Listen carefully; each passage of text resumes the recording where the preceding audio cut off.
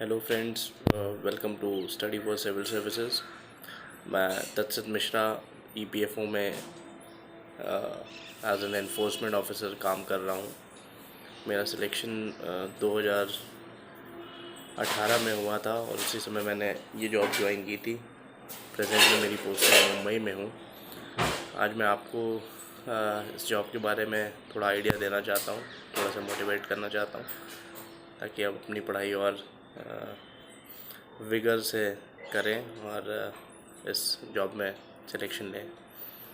तो बेसिकली ये जो है, ये जो यूपीएससी का रिसेंट में रिक्रूटमेंट आया था, ये ईपीएफओ की 2 पोस्ट के लिए था, जो कि साइमल्टेनियसली इस सिलेक्शन के थ्रू आपको जो है मिलेंगी। एक तो एनफोर्समेंट ऑफिसर की है, एक अकाउंट्स ऑफिसर की है। तो ये दोनों पोस्ट जो है आपको ये रोटेशन में मिलती हैं ईपीएफओ में, आप जब भी ज्वाइन करते हैं।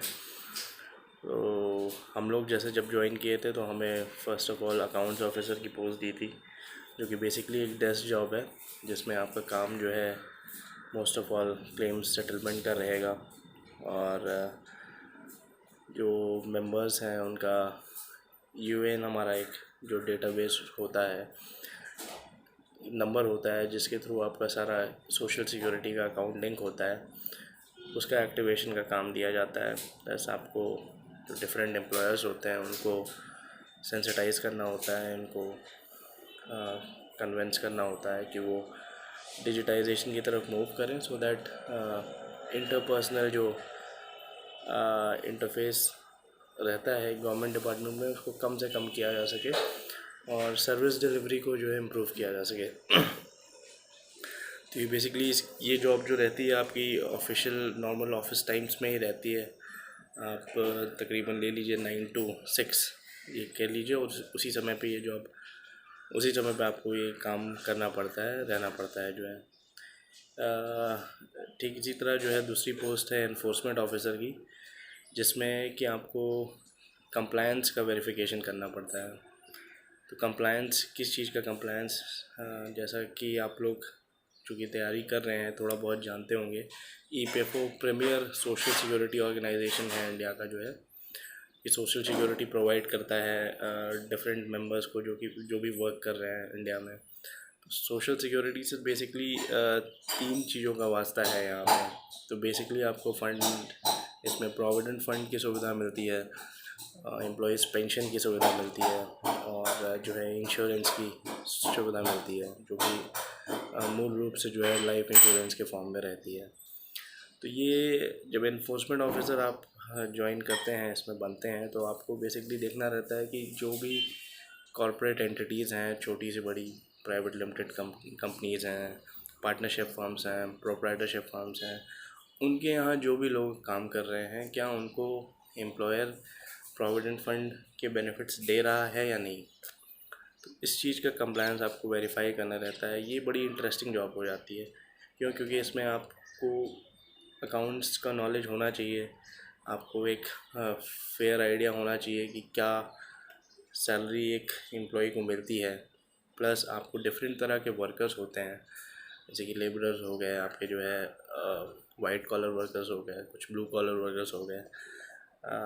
इसके साथ ही साथ एक डिफरेंट तरह की कंपनीज़ होती हैं, जिसमें कुछ कंपनीज़ होती हैं जिनमें सीजनल एम्प्लॉयमेंट होता है, कुछ में परमानेंट एम्प्लॉयमेंट होता है, और कुछ तो एमएनसीज़ हो गई जो कि यहाँ पे रहती हैं, जिसमें कुछ वर्कर्स ऐसे हो जाते हैं जो कि बाहर से आते हैं, इंडिया के बाहर से, क्योंकि हम लोग यहाँ पे अपनी टर्मिनोलॉजी में इंटरनेशनल वर्कर कहते हैं।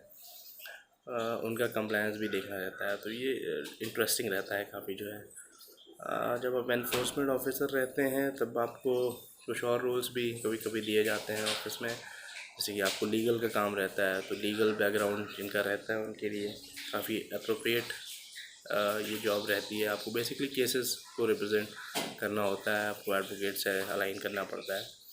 और दूसरा जो काम रहता है इसमें वो रिकवरी का रहता है। तो रिकवरी से ये वास्ता है कि यहाँ पर हम लोग के यहाँ क्वासी जुडिशियल प्रोसीडिंग्स वगैरह चलती हैं, उसमें कुछ ड्यूज़ वगैरह एसेस होते हैं, तो ड्यूज़ को आपको रिकवर करना होता है। रिकवरी की पूरी एक मशीनरी होती है, क्योंकि बहुत डिटेल में जाना तो भी सही नहीं है, बट हाँ वो भी काफ़ी इंटरेस्टिंग है, बहुत ही इंटरेस्टिंग है। और आप एक्टिवली इंगेज रहते हैं। तो इस तरह से ये ईपीएफओ का मूल जो काम है या इस तरीके से होता है यहाँ पे। बाकी पेमेंट जो है आपकी लेवल 8 का पे है, आप अभी इसमें ज्वाइन करते हैं। और बाकी जैसे मैं तो अभी मुंबई में यहाँ पोस्टेड हूँ, तो मुंबई में एक तो काफ़ी ज़्यादा वास्ट एक्सपोजर है यहाँ पे। ये जो है फाइनेंशियल कैपिटल भी है, काफ़ी ढेर सारी कंपनीज हैं। इसी तरह डिफरेंट जगह पे आप जब भी पोस्टिंग होती है आपको डिफरेंट तरह के इस्टेब्लिशमेंट से वास्ता आपका पड़ता है जो है।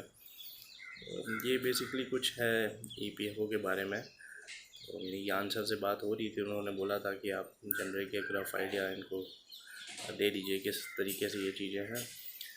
तो ये है। बाकी आप लोगों ने सिलेबस देखा होगा जनरल, आप जो यूपीएससी की तैयारी करते हैं, कोई भी स्टेट सिविल सर्विसेज की तैयारी करते हैं, उसको आप अपनी जारी रखिए।